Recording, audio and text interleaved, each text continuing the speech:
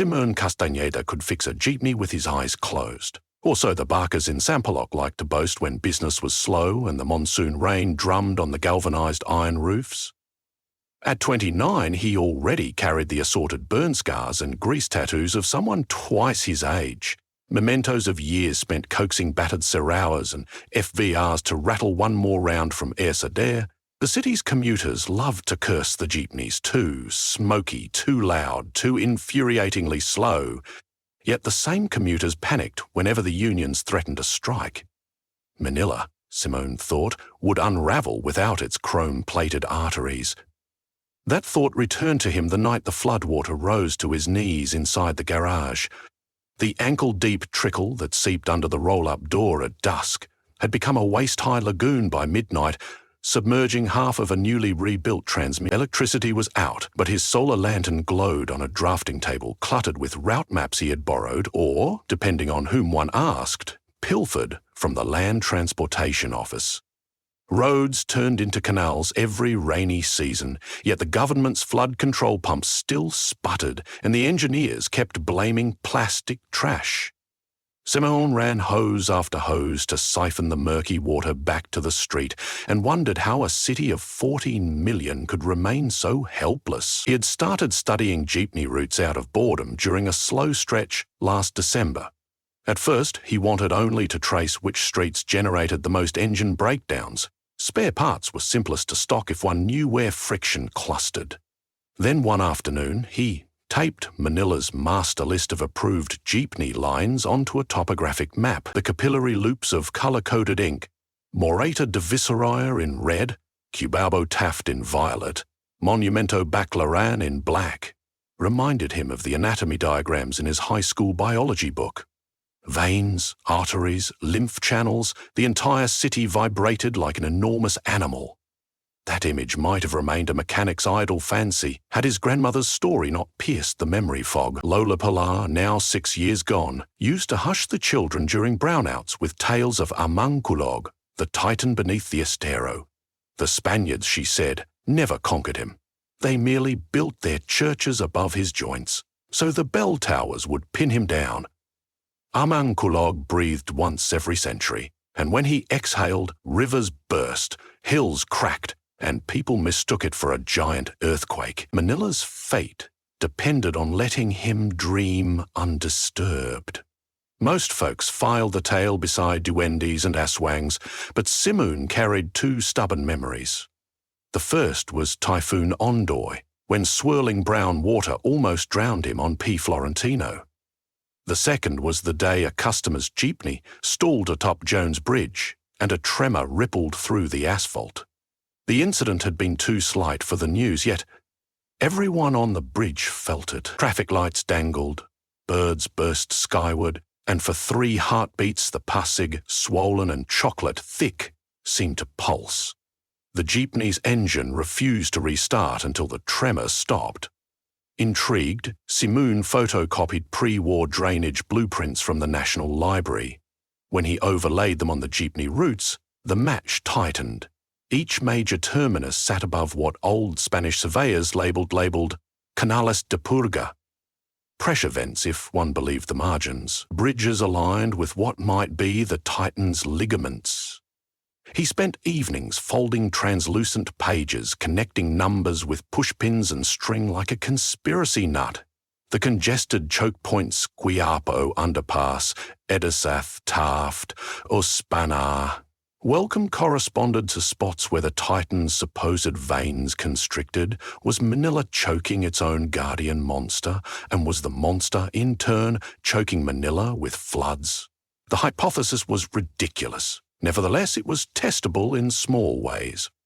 If traffic pressure mirrored blood pressure, then changing flow in one vein might relieve waterlogging in a paired district. Simón built a sandbox model in an old basin. He poked straws through wet sand to mimic culverts, poured dyed water as rain, and glided toy cars along grooves. When he clogged the miniature Quayapool, coloured water erupted near Malate, exactly what happened 2 weeks earlier when an unexpected cloudburst drowned Pedro Gil. He confided his findings to Len Len, a dispatcher who juggled 20 routes outside Far Eastern University. Len listened, eyebrows climbing like tricycles up Antipolo's hills. "So, you're saying our jeepneys are tickling a sleeping gigante?" she asked, half amused, half worried he'd inhaled one too many diesel fumes. Still, curiosity trumped skepticism.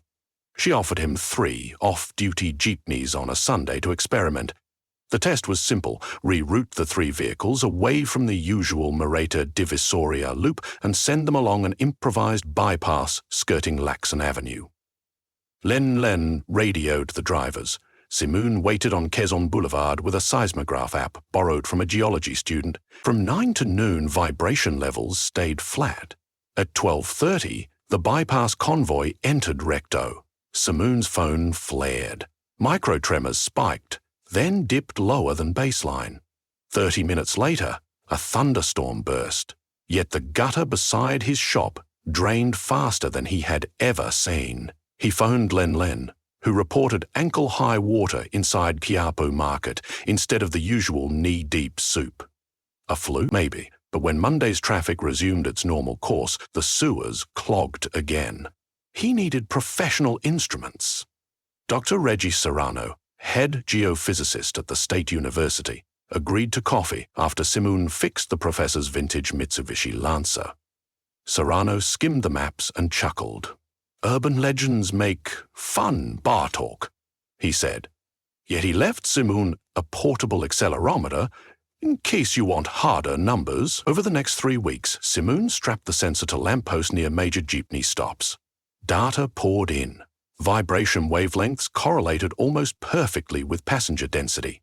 More startling, the pulse peaked not at rush hour's crescendo, but when traffic became gridlocked, when metal bodies idled, engines idled, humanity idled, and the Titan's blood pressure soared. Around that time, City Hall unveiled a flood mitigation overhaul that would demolish segments of the very jeepney network Simoon believed was holding the Titan in check. The mayor promised wider roads and bus rapid transit lanes. Jeepney operators screamed. Simoon attended a public hearing, clutching graphs and seismic readouts. His 3-minute slot arrived. He spoke of hydraulic modelling and subterranean cysts. Councillor asked whether he was an engineer. "A mechanic," he answered. Laughter rippled. The microphone died. The committee moved on. Days later, Typhoon Barbara materialised east of Luzon, predicted to be the worst since Yolon. Manila braced for chest-high water. Pumps were offline at Estero de la Reina due to corruption-snarled maintenance. Panic buying empty grocery shelves. Simoon watched the satellite loops and felt the Titan stirring already, as though atmospheric pressure telegraphed down the clogged veins of concrete and rebar. He calculated, to relieve stress, he'd need to reroute at least 1/4 of the city's jeepneys for 24 hours. Impossible unless the drivers themselves believed. Lennon did. She called dispatchers she knew from Caloocan to Pasay. Most were skeptical, but the threat of submerged engines motivated them. Floodwater ruined carburetors faster than traffic killed time. Simoon sketched an emergency scheme he named the River Lane System. Instead of following their current spaghetti loops, jeepneys would slide along elongated arcs designed to draw traffic away from the Titan's jugulars in Sampaloc and Makati, and channel it along the old shoreline roads of Malabon and Paranaque. Passengers would grumble, but if the storm truly hit, no one would be riding anyway.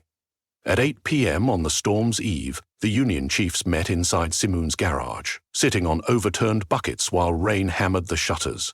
He laid out the maps. "If we do nothing," he said, "waters will rise above dashboard level. Your vehicles are your family's rice bowls." He demonstrated the sandbox model. Collared water flooded when he jammed toy cars into the central groove, then drained when he cleared it. The chiefs conferred. After an hour, they agreed. A one-night experiment would cost little beside what disaster might cost. Typhoon Barbara made landfall at 2:30 a.m. Wind shrieked like steel-cutting saws. Banana leaves cartwheeled across the Spiritu Street.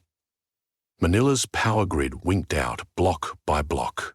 In that darkness, hundreds of jeepneys idled at improvised checkpoints, radios crackling with Len's voice reading coordinates from a candlelit desk. Engines revved. Coloured LEDs flickered in rear windows. At 3 a.m. sharp, convoys peeled off in sequences Simoon had numbered.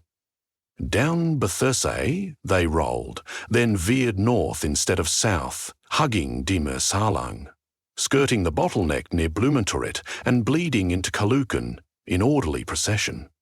Southbound units took Corino Avenue, avoiding Taft like plague. Drivers cursed potholes they'd never encountered, yet they stuck to the plan. Simone rode in the lead jeepney, accelerometer taped to the floorboard. Through the plastic flaps, he saw gutter water swirling clockwise, the opposite of the usual pattern. A tremor thrummed, deeper than an LRT train, as though underground drums beat beneath the asphalt. The sensor hit 0.08 G-strong for micro-tremors. Then, remarkably, the readout evened. Rain still cascaded in sheets, but floodwater that had started to pool near Abad Santos receded into the sewers. It was as if the ground itself exhaled. Not everything went smoothly. A city traffic enforcer, soaked and furious, tried to flag down the rogue convoy near Fifth Avenue. The driver refused to stop, shouting that lives depended on the timing. The enforcer threw a baton that clanged off the bumper. Over the radio, someone reported 2 quarrelling drivers who'd reverted to their regular route to pick up stranded passengers. Simone's chest tightened. One stray clot could undo the bypass. He barked into the receiver, ordering backup jeeps to shadow the deserters and redirect flow. The chiefs mobilized. At 4:10 a.m., the deserters were persuaded, under threat of Union expulsion, to rejoin the River Lane loop.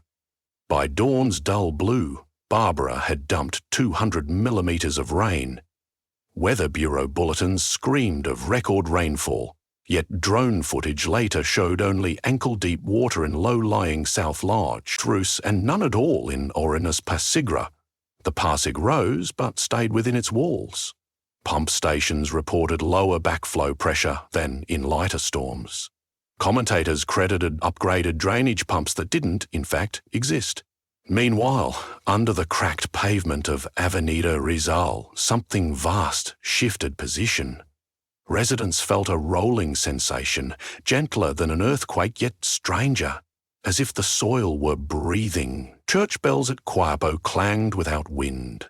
Simone stood on the nearly dry steps of the old Metropolitan Theatre at 11 a.m., exhausted, soaked, triumphant. Len joined him, cheeks salt-streaked. They watched the convoys dispersing, drivers honking victory tunes. "You did it," she said, bumping his shoulder. "No," he answered. "We bought time." He showed her the accelerometer graph. After the initial drop, baseline vibrations had not returned to normal. Instead, they hovered at a new plateau lower than the peak that heralded floods, yet higher than pre-storm values. The Titan, lulled but not quite asleep, had shifted onto one side like a restless patient. "What happens now?" she asked. "If we resume the old routes, pressure builds again, floods return. Then we keep the River Lane system." He laughed wearily. "Try telling that to City Hall, or to passengers who'll complain their 30-minute ride became 45. An ambulance siren keened along Lawton. The city awoke, hungry for explanations. Reporters clustered at the Public Works office. Social media buzzed with conspiracy theories. The mayor announced an emergency session to investigate why jeepneys disobeyed standard routes during a typhoon. Fines loomed, maybe criminal charges. The union chiefs called Simoon, torn between pride and fear. That night, while Manila's politicians scoured ordinances for punishments, Simoon and Len climbed the footbridge beside the post office. The Pasig below was calm, its surface reflecting a bruised moon. Then ripples, concentric circles, faint but distinct, as if the river's bed had hiccuped. Far out on the water, a bubble popped the size of a jeepney tire. The Titan, Simoon thought, was adjusting to the new rhythm. He turned to Len. "We can't stop now. We'll be arrested." "Maybe?" He pictured flooded childhood streets, his grandmother's stories, the trembling jeepney on Jones Bridge. Better arrested than drowned. By next morning, spreadsheets of vibration data and drainage rates covered every free wall inside the garage. Simone drafted a manifesto. Adopt adaptive routing, rotating corridors every quarter storm season to mimic a heartbeat's variation, integrate city buses, UVs, even app-based shuttles into the pattern. To keep the Titan's pressure balanced, traffic had to flow like blood, sometimes fast, sometimes slow, but never stuck.